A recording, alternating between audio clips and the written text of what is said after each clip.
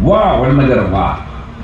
વિક્રમ સંવત 2006 ભાદરવા સુદ છઠનો એ દિવસ 17મી સપ્ટેમ્બર 1950 ના દિવસે દામોદરદાસ મૂળચંદ મોદીના આંગણે હીરાવાળી કુખે ત્રીજા સંતાન તરીકે નરેન્દ્રભાઈનો જન્મ. વડનગરની હવામાં બલિદાન, સેવા, સમર્પણ અને શાસનના સંસ્કાર હતા, જે સહેજે સહેજે નરેન્દ્રભાઈએ પોતાના શ્વાસોમાં બાળપણમાં ભરેલા. તેમના બાળપણની વાત તો પછી વિગતે કરવી છે, પણ અહીંયા બેઠેલા મારા વડીલોને ખબર છે કે આઝાદી પછીના કેટલાક નેતાઓ આકસ્મિક રીતે ચામડીથી હિન્દુ હતા, એક્સિડેન્ટલ ઇન્ડિયન હતા.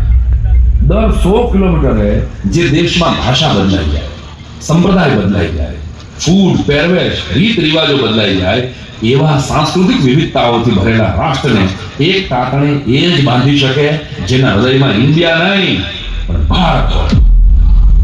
ઇન્ડિયા માત કી જય. કેવું લાગે જો કોઈ જય પણ ના બોલે, ફિલિંગ જ ના આવે. ફિલિંગ ક્યારે આવે? ભારત માતા કી. તો આ દેશને ઇન્ડિયામાંથી ભારત બનાવવા માટે કોઈ રાજનીતિમાં તપ કર્યો.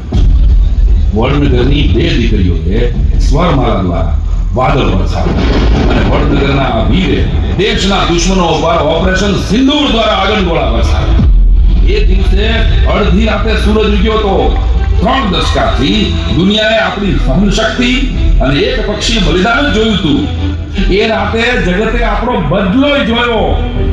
સેનાના જવાનોને બિરદાવતા મારા શેરમાં મેં લખ્યું છે કે પૂરી દુનિયા के घर में मां सदा रोटी बनाती है, वही मां भाग्यशाली है जो फौजी बनाती है. भारतीय सेना में शत शत वंदन સાથે ભારતના જવાનોને નમન કર્યું.